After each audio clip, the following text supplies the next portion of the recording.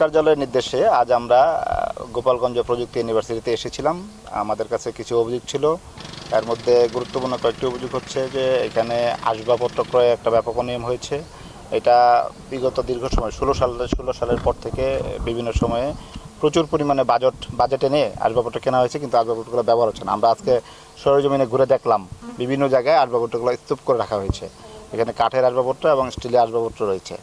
এছাড়া আরও কিছু অভিযোগ ছিল, যেমন লাইব্রেরিতে বই কেনারও নিয়ম আছে। তারপরে আপনার এখানে বয়স 32 বছরের উপরে এমন কর্মকর্তাকে নিয়োগ দেওয়া হয়েছে।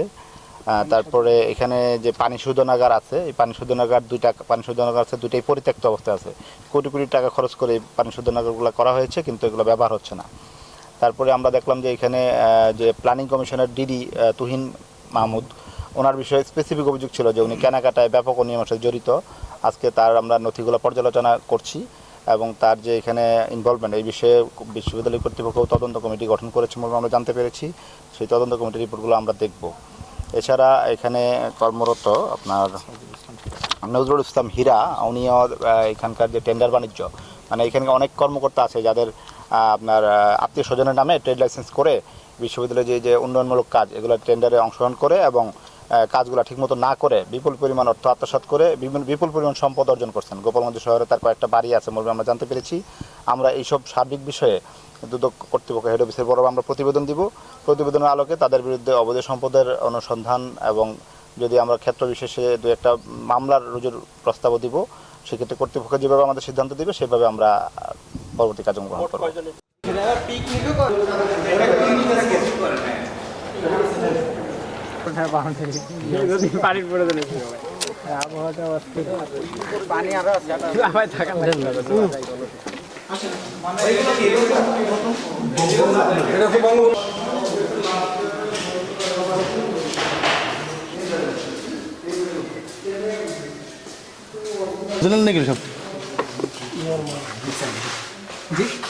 এই বইগুলো একটা অরিজিনাল না, এটা অরিজিনাল।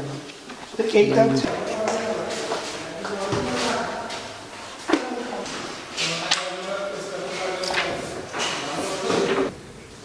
ঠিক আছে, ওইটা ঠিক করতে কয় টাকা লাগবে বলবা বিকাশ?